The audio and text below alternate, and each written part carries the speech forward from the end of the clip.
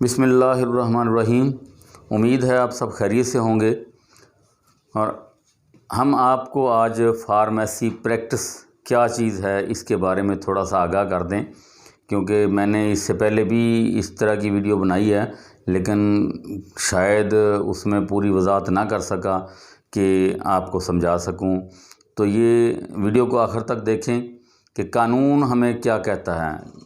Drug act 1976 या pharmacy act 1967 में क्या लिखा है ये आपके गोश गुजार करना चाहता हूँ। फार्मेसी की प्रैक्टिस का जो असल मफहूम है ना, वो अब तक किसी की समझ में नहीं आया।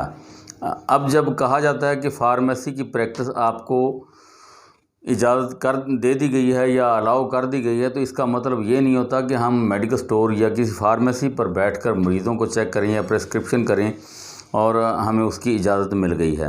ये ऐसा बिल्कुल नहीं है। फार्मेसी प्रैक्टिस का मतलब ये है कि जब 1967 का फार्मेसी एक्ट बनाया गया था तो ये फार्मेसी की प्रैक्टिस को बाकायदा बनाने के लिए बनाया गया था।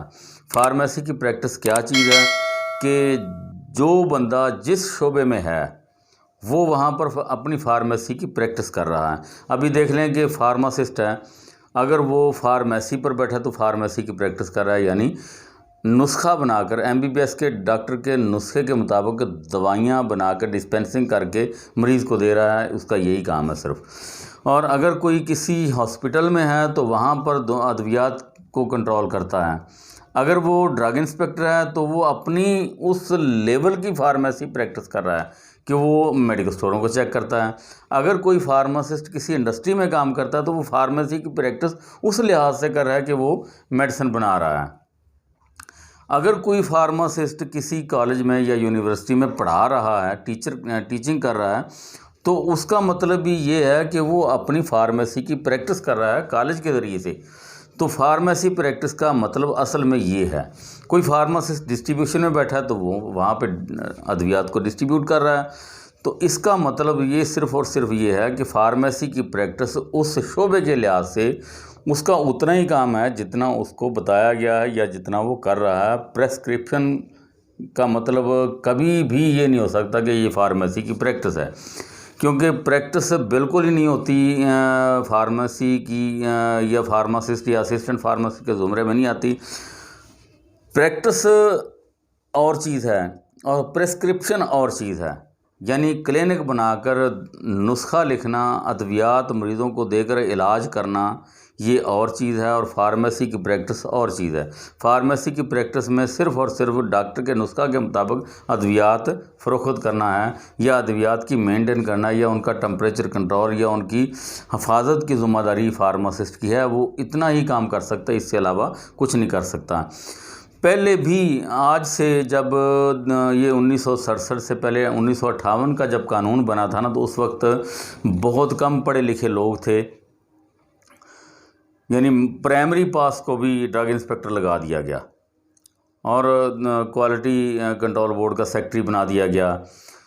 और इसी तरीके से डिस्पेंसर्स को अस्पतालों में तैनात किया गया। अगर डॉक्टर नहीं होता था तो डिस्पेंसर से डॉक्टर का काम लिया गया, यानी डिस्पेंसर खुद डॉक्टर का काम करता रहा था। कानून में कहीं भी नहीं लिखा था कि डिस्पेंसर बतौर डॉक्टर काम करेगा। वहाँ पर डॉक्टर तैनात होता है और डॉक्टर की सीट होती थी, लेकिन बदकिस्मती से डॉक्टर बहुत कम थे तो डिस्पेंसर ही अपना डॉक्टरी का काम करता। तो इसका मतलब ये नहीं है कि वो अस्पताल में तो डॉक्टर है तो बाहर भी जाके डॉक्टर बनेगा। कानून के मुताबिक वहाँ भी वो डॉक्टर की अंडर कस्टडी काम कर रहा है, डॉक्टर की निगरानी में काम कर रहा है। डॉक्टर प्रेस्क्रिप्शन करता है और डिस्पेंसर उसकी दवा बना के देता है उसके मुताबिक। डॉक्टर की हदायत के मुताबिक वो दवाइयाँ मरीज़ को दे सकता है, अपनी मर्ज़ी से कभी दवाई नहीं दे सकता। अगर वो देता है तो अपनी मर्ज़ी से दे रहा है। कानून में इसकी गुंजाइश पहले भी नहीं थी और आज भी नहीं थी। और अब तो पढ़े लिखे बहुत ज़्यादा आ गए हैं, हाई क्वालिफ़िकेशन आ गई हुई है। मेरिट देखें आप 95% तक चला गया एफएससी वालों का और मैट्रिक वालों का।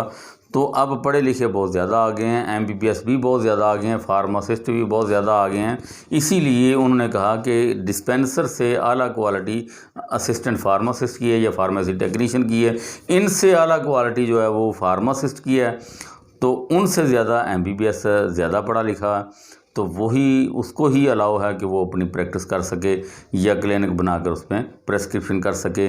बाकी क्वालिफाइड पर्सन जितने भी हैं ये पैरामेडिक्स में आ जाते हैं। पैरामेडिक्स को कभी भी इजाज़त ना पहले थी, ना अब है, ना आइंदा होगी।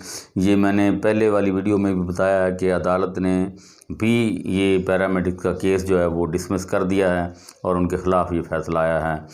तो ये कभी भी ना सोचें। हाँ, जिस शोबे में आप हैं, अगर आप डिस्पेंसर हैं तो डिस्पेंसर की आप नौकरी करें या अपना डिस्पेंसर के बतौर अस्पताल में जहां आपकी ड्यूटी है वो आप सरंजाम दें।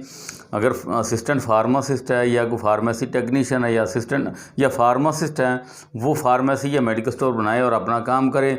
या कहीं अगर उसको नौकरी मिलती है, जिस तरह फार्मासिस्ट को फ़ौज पाकिस्तान में भी नौकरियां मिलती हैं, हुकूमत में भी नौकरियां मिलती हैं, तालीमी सरगर्मी में भी इनका बहुत बड़ा हिस्सा है, अद्वियात बनाने में भी इनका बहुत बड़ा किरदार है। वहाँ पर इनका स्कोप है, वो काम करें अपना।